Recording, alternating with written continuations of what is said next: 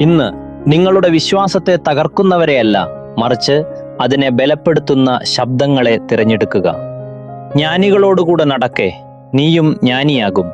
ഭോഷന്മാർക്ക് കൂട്ടാളിയായവനോ വ്യസനിക്കേണ്ടി വരും. സദൃശവാക്യങ്ങൾ 13:20. പ്രതിസന്ധികളുടെ ഘട്ടങ്ങളിൽ നമുക്ക് ചുറ്റുമുള്ള ശബ്ദങ്ങളാണ് നമ്മുടെ പ്രതികരണങ്ങളെ രൂപപ്പെടുത്തുന്നത്. ഇയ്യോബിന്റെ ഭാര്യ സംസാരിച്ചത് വേദനയിൽ നിന്നായിരുന്നു, എങ്കിലും അവളുടെ ഉപദേശം നയിച്ചത് നിരാശയിലേക്കായിരുന്നു. നിങ്ങളുടെ ജീവിതത്തിലെ എല്ലാ ശബ്ദങ്ങളും വിവേകമുള്ളതാകണമെന്നില്ല, അതിൽ വികാരങ്ങൾ നിറഞ്ഞതാണെങ്കിൽ പോലും. ദൈവത്തിന്റെ സത്യത്തിൽ നിന്ന് നിങ്ങളെ അകറ്റുന്ന സ്വാധീനങ്ങളിൽ നിന്ന് നിങ്ങളുടെ ഹൃദയത്തെ കാത്തുസൂക്ഷിക്കുന്നത് ആരാധനയുടെ ഭാഗമാണ്.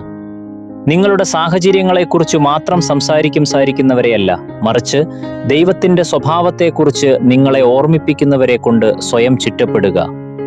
ഒരു വടക്കു നോക്കി യന്ത്രം കൊടുങ്കാറ്റുകൾക്കിടയിലും എപ്പോഴും വടക്കോട്ട് തന്നെ വിരൽ ചൂണ്ടുന്നു. എന്നാൽ ഒരു ശക്തമായ കാന്തികത്തിന് സമീപം വെച്ചാൽ അതിന് ദിശ തെറ്റുന്നു.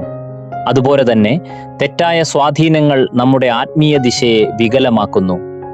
ശരിയായ ശബ്ദങ്ങൾ നമ്മെ സത്യത്തോട് ചേർത്തു നിർത്തുന്നു.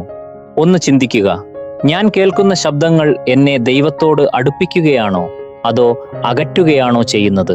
നമുക്ക് ഒരുമിച്ച് പ്രാർത്ഥിക്കാം. പിതാവേ, ദൈവികമായ ജ്ഞാനത്താൽ എന്നെ ചുറ്റണമേ. ഏത് ശബ്ദമാണ് സ്വീകരിക്കേണ്ടതെന്നും ഏതാണ് എതിർക്കേണ്ടതെന്നും തിരിച്ചറിയാൻ എന്നെ സഹായിക്കണമേ. അങ്ങയുടെ സത്യത്തിൽ ഉറച്ചു നിൽക്കാൻ എൻ്റെ ഹൃദയത്തെ ബലപ്പെടുത്തണമേ.